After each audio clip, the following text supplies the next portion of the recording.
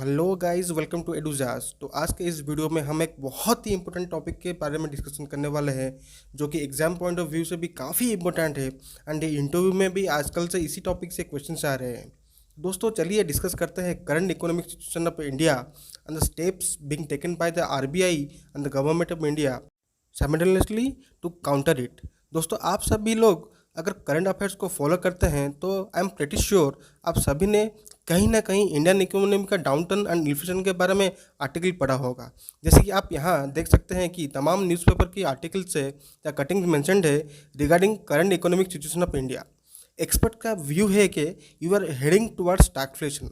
For your knowledge, stagflation is the condition of higher inflation with slow growth in the economy.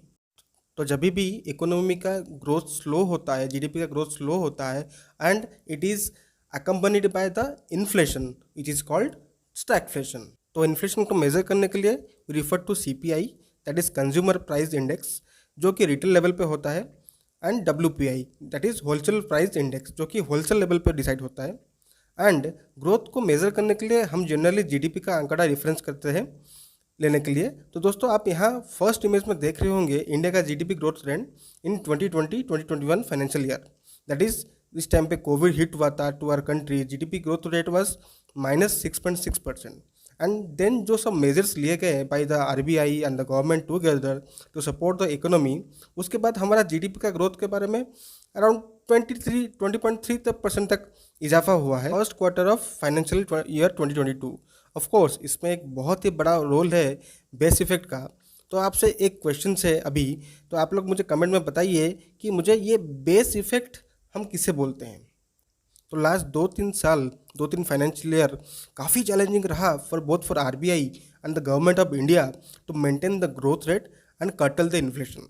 RBI ने more than 100 bps rate cut किए थे during the pandemic, जो कि Indian economy में liquidity inject कर रहा था। But एक चीज़ याद रखिए दोस्तों, due to liquidity pumping to the economy सबके पास इजी मनी आ गया था। जो इजी मनी सेंट्रल बैंक्स के द्वारा दिया जाता है to support growth, to kick start the economy when the economy faces downturn. But too much everything is bad. जब कंज्यूमर के पास इजी मनी पहुंचने लगे, कस्टमर के पास डिस्पोजेबल इनकम बढ़ने लगे, एंड नेचुरली जब डिस्पोजेबल इनकम बढ़ जाता है तब क्या होता है, तो लोग क्या करते हैं, जो गुड्स एंड सर्विसेज का डिमांड बढ़ने लगता है। एंड जब वो डिमांड को सप्लाई मैच नहीं कर पाता, देन आती है इन्फ्लेशन, इन्फ्लेशन बढ़ना लगता है। So India is facing a dual problem of lower growth and high inflation. जो एक्सपेक्टेशन थी that due to change in policy by the Indian government in the and the RBI together, तो economy को kick start करने के लिए जो जो गोल था वो अचीव नहीं हो पाया। आप जैसे कि देख रह सकते हैं, जो कि Q4 ऑफ फाइनेंशियल ईयर 2020 का जो ओनली 4.1% ग्रोथ है इन जीडीपी, तो ये सब एक परफेक्ट रेसिपी बनाता है in the economy towards stagflation का कंडीशन आने में। तो ये problem both government of India and RBI के लिए, दोनों के लिए काफ़ी इंपॉर्टेंट है, काफ़ी क्रूशियल प्रॉब्लम है to support growth and to control the inflation as well. तो इन्फ्लेशन का जो टारगेट था आरबीआई का जो मॉनेटरी पॉलिसी के कमेटी का जो टारगेट होता है, दैट इज़ वो जो रेंज होता है दैट इज़ 4 ± 2%। बट अभी का सीपीआई इन्फ्लेशन का जो डेटा आपके पास मिला है, जो डेटा का चार्ट चेंज हुआ है, जो कि 7.79% है as on April 2022, and it almost double the RBI's mean life of inflation target, that is 4%। And most of the inflations are caused due to supply side issues from China, from Ukraine Russia war. आप लोगों को ये बता दूं कि Ukraine Russia जो conflict है, ये जो कन्फ्लिक्ट क्या कर रहा है ना, यूक्रेन से आता है था आपका खाने का तेल और रशिया से आता था आपका जलाने का तेल। तो ये दो कंट्रीज जो अभी वार में पड़े हुए हैं, तो ये दोनों ऑयल का जो सप्लाई है उसमें थोड़ा रुकावट आ गया। एंड ग्लोबल सप्लाई चेन में चाइना का की भी बहुत बड़ा रोल है, क्योंकि चाइना को बोला जाता है फैक्ट्री ऑफ वर्ल्ड। तो चाइना का जो जीरो कोविड पॉलिसी है, जिसके लिए काफ़ी इम्पैक्ट पड़ रहा है सप्लाई चेन में, चीज़ें ठीक टाइम में पहुंच नहीं पा रहे हैं। तो ये सब इश्यूज़ को ऑब्जर्व करते हुए आरबीआई, जो कि हमारा सेंट्रल बैंक ऑफ इंडिया है, 4 मई को 40 बीपीएस इंटरेस्ट रेट बढ़ाया। दैट इज़ जो हमारा जो पॉलिसी रेट है उसमें 40 बीपीएस का इजाफा किया। बट एक्सपर्ट्स का ये मानना है क्या ये मूव बाय आरबीआई काफ़ी लेट था, बिकॉज जो इन्फ्लेशन का फिगर है जो लास्ट फाइनेंशियल ईयर से बढ़ रहा था, but still RBI was maintaining accommodative stance. RBI ने पॉलिसी रेट तो इंक्रीज करके मनी सप्लाई को कंट्रोल नहीं किया, जो कि उनको करना चाहिए था इन the last financial year, from the last financial year actually. So the government took number of steps to ease supply constraints like putting a ban on wheat exports, reducing the price of petrol and diesel by 8 rupees and 6 rupees respectively, reducing import duty on steel। जबकि government का काम था growth पर focus करना, but government supply chain में काम कर रहा था। ये सब एक्शंस लिए गए बाय द गवर्नमेंट, whereas ये सब चीज़ आरबीआई को करना था through its monetary policy committee और द पॉलिसी और द क्रेडिट पॉलिसी, जबकि गवर्नमेंट का काम था to focus on growth then focusing on the inflation. तो सिंपली ये एक रोल ऑफ एक्शंस था उन सिचुएशन में between RBI and the government of India. तो चलिए जानते हैं एक्सपर्ट्स इसके बारे में क्या करते हैं। एक्सपर्ट्स बोलते हैं ये जो स्टेप जो कि भी कभी लिया गया है by the government of India, इनका बहुत ही कम इम्पैक्ट होगा on curtailing the inflation, and it might lead to other deteriorating scenario like depreciation of our Indian rupee। Experts का ये कहना है भी, जो कि अब जो इन्फ्लेशन हम इंक्रीज होता हुआ देख रहे हैं काफ़ी ब्रॉड बेस्ड है, जो कि हर गुड्स एंड सर्विसेज में देखा जा रहा है। Also WPI that is the wholesale price index में भी काफ़ी इंक्रीज देखा गया है। दैट इज़ WPI का डेटा आ रहा है अराउंड 15%, जो कि हाइस्ट है in the last 20 years. And जब ये जो high level of inflation in the wholesale level पे है, ये ग्रेजुअली पास होगा to retail level, that is somewhere down the line we will face that level of inflation also. ये critical situation में RBI को फोकस करना चाहिए on controlling the inflation while supporting to the growth. RBI का मंडा policy committee ने interest rate को regular interval पे छोटे छोटे परसेंटेज में लाइक 15 bps 25 bps बढ़ाना चाहिए rather than increasing the interest rate abruptly. Simultaneously government को सप्लाई चेन में जो रुकावट आई है उसको क्लियर करने के लिए काम करना चाहिए। इंडिया के पास एक ह्यूज अपॉर्चुनिटी है to replace China in manufacturing sector. तो India can take the benefit of Ukraine and Russia war. So it is the crucial time of a policy paralysis could reduce the amount of FDI and domestic firms to invest in the Indian economy which needs the most of this during times. तो FDI जो बाहर का inflow है, जो company जो private का एक capex है, उसको बढ़ावा देने के लिए दोनों ऑर्गेनाइजेशन को एक साथ काम करना पड़ेगा।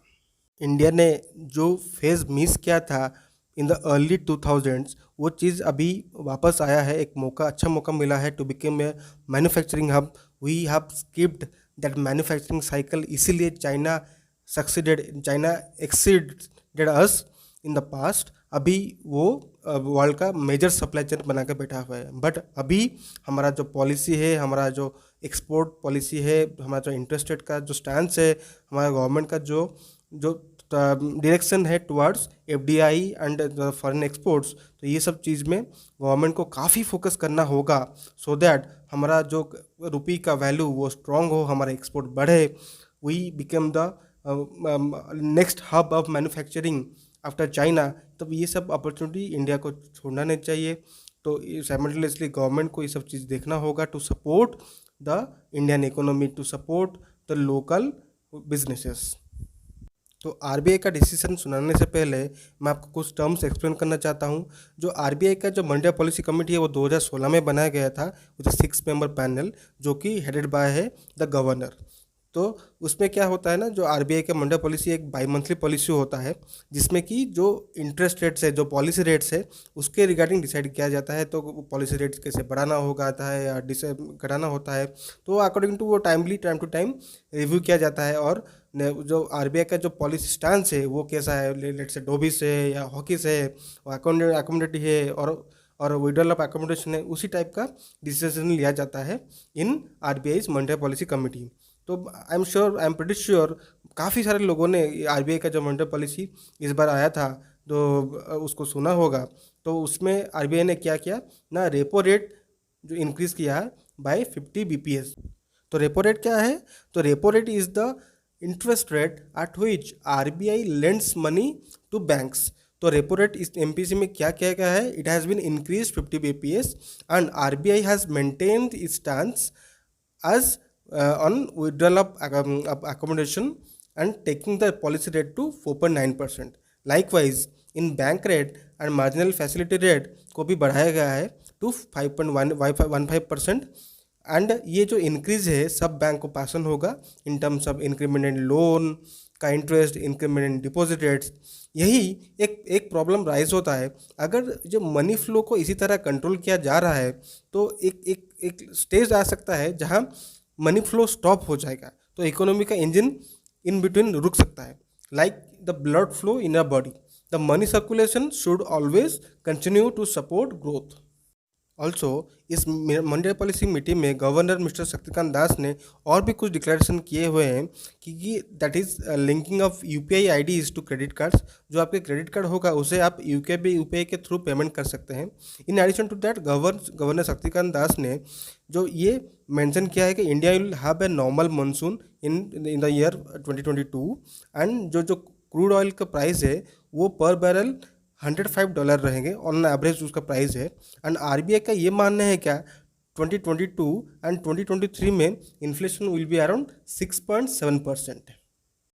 इसके साथ साथ RBI ने अपना GDP का फोरकास्ट को इंटैक्ट रखते हुए GDP का ग्रोथ रेट 7.2% रखा है फॉर द फाइनेंशियल ईयर 2023.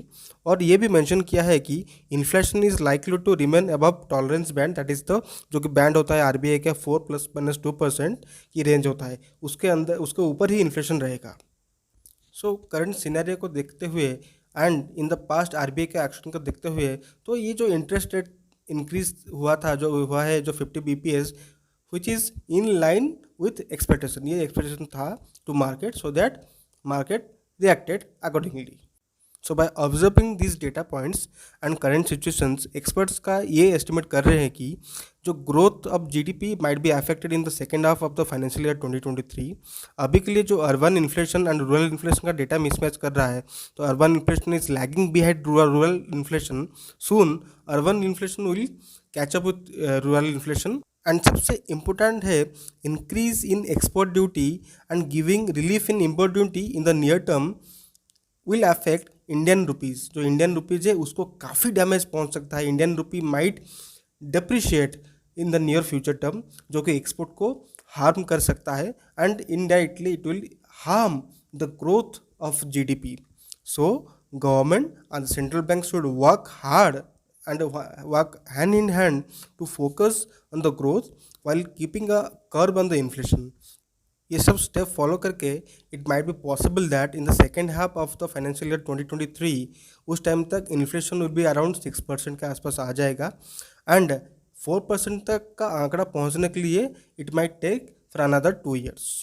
तो दोस्तों मैं जेन्युइनली जानना चाहूँगा आप लोगों की क्या ओपिनियन है regarding RBI's monetary policy, regarding India's growth, India's inflation story. So do mention your comments, your thought process in the comment section. Again ये बात फिर से रिपीट कर दूँ कि ये टॉपिक बहुत ही इंपॉर्टेंट है in the from the examination point of view. तो जो APSC स्टेट PCS से प्रिपरेशन कर रहे हैं कि उनके लिए ये points you can note it down and right with the facts. Also आप लोग ये मेंशन कर सकते हैं in the comment box in which topic you want a video, you want a analytical video from me. अगर video अच्छा लगा हो तो do like and share this video. अगर चैनल पर नए हैं तो सब्सक्राइब करें एडुजॉस को, सो दैट मेरा मोटिवेशन बना रहे और इंपॉर्टेंट इश्यूज़ को एनालिसिस करने के लिए. तब तक के लिए गुड बाय, टेक केयर.